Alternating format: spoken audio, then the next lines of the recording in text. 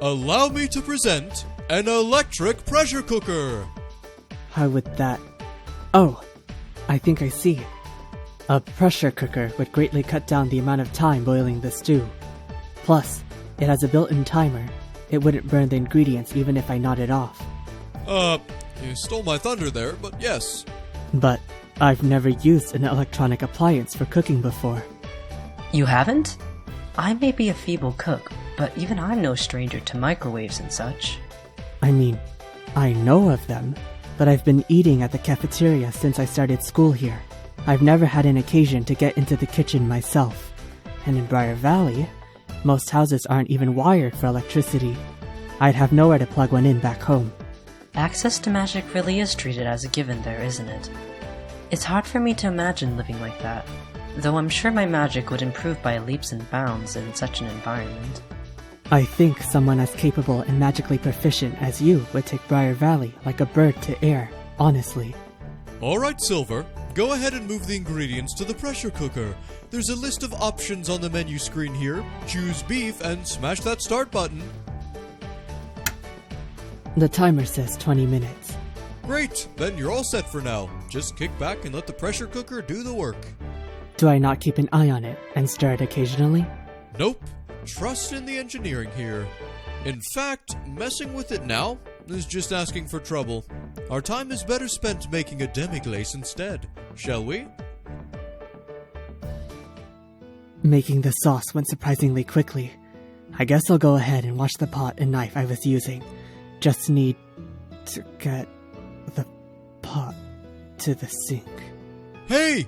Silver! Hello! Goodness, I almost nodded off there. It always happens when I least expect it. I wonder why. You deprived me of a perfectly good explanation earlier, so why don't you let me go over some of the many uses of a home pressure cooker? Please do, Chef. So, these handy devices have a great many uses, but here's the big thing. You don't have to follow a recipe to the letter. It gives you the freedom to change up ingredients and spices to suit your own personal tastes. Take what we've got boiling right now. If you swapped out the demi-glace sauce for tomato juice, you'd have a perfectly nice tomato stew. Tomato juice is Father's beverage of choice. I wonder if an alteration like that would improve the dish in his estimation.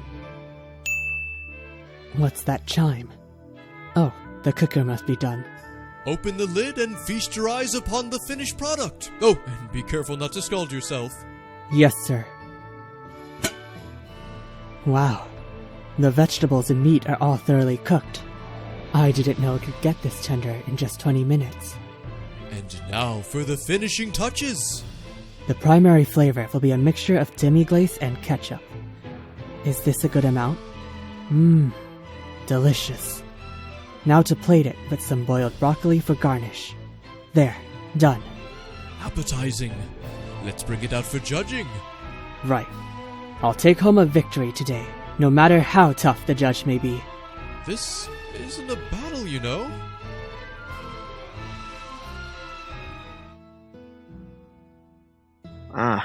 So you're the cook today, Silver.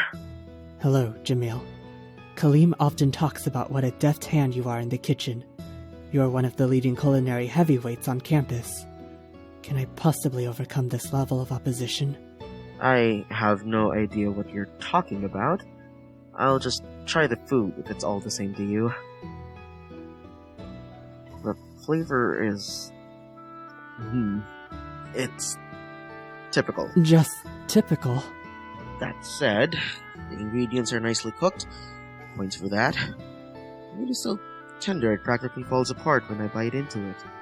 This must have been stewed for quite some time. I would have assumed you'd fall asleep doing something like that.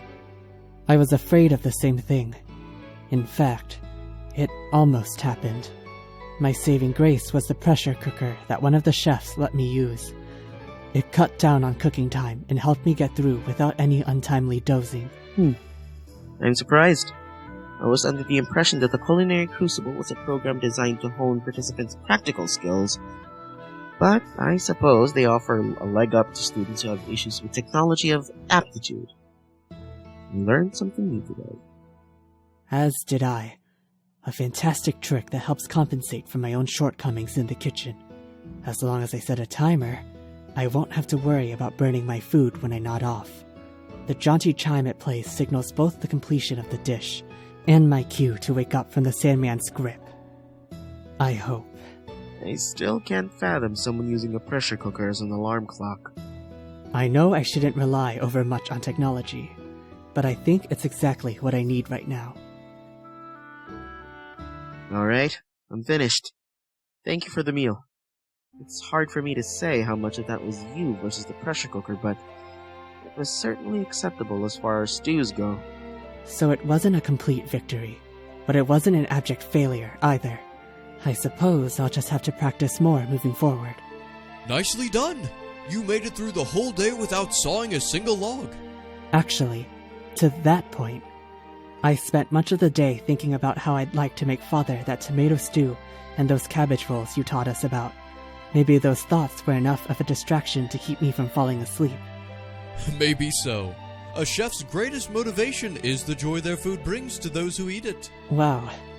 I guess cooking really is all about the mindset.